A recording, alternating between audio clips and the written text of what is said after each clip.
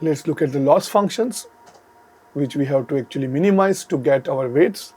In regression, we will use typically mean square error loss function, where y is a known dependent variable value and y hat is predicted dependent variable value, and y minus y hat square is our loss function. Binary classification, we will look at binary cross entropy loss, where the y hat is a probability of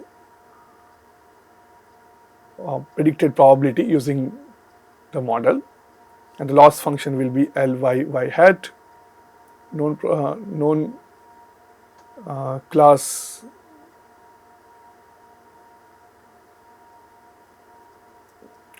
labels, and it will be minus y log y hat minus L minus y log y 1 minus y hat.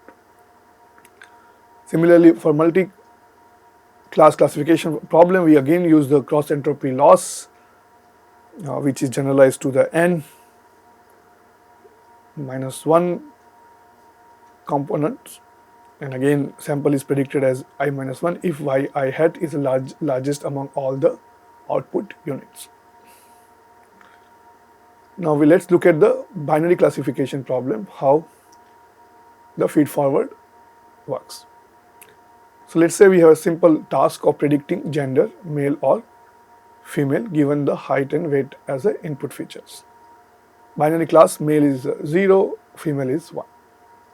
Neural network architecture, x1 is height, x2 is weight, and it will actually, we have two hidden layers, hidden layer number 1, hidden layer number 2, one output which is a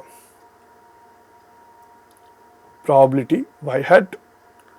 The activation function we can use here in a hidden layer as a ReLU in between here and here, while from output layer we have a sigmoid as a function. So before output we will have a sigmoid as an activation function. Now let's look at some computation we can do with some weights we have actually defined. Matrices we have defined here for W0, W1, W2, B0, B1 and B2.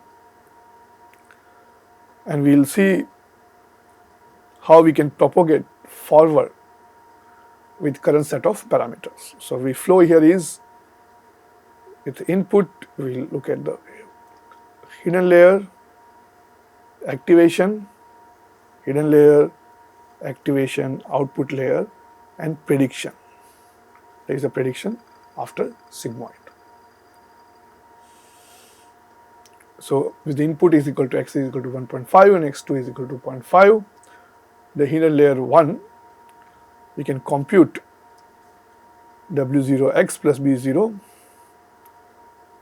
and we get Z1 here. So that's particular quantity we get using W0 and B0 as our weight and x as our input, which is 1.065 and 5.655.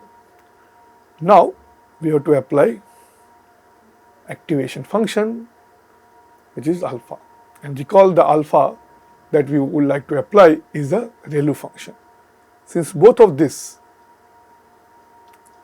functions, both of these values in Z1 are greater than 0, the max of 0 and x is nothing but the value we have here. Hence, it will be the same as Z1. Similarly, we will go and use H1 as an input for second layer, and we will compute Z2. Now with the H1 and B1 and W1 and B1 and H1, we are getting Z2 is equal to minus 1.792 and 0.075. Now we are going to again apply ReLU function, and you can see that the max of 0 and minus 1.792 is 0. So we get 0 here, and 0.075 will remain 0.07 because that's the maximum value. So you can see that there is a change in H2 value from the previous value of H1 thanks to ReLU function application. Again, we can go and compute the Z3 by applying W2 and B2 on H2, and we get a 1.005, and this is a sigmoid curve, and we got a 0.749, and if it's greater than 5.5, it is a female, which is a class 1, or male, which is a class 0.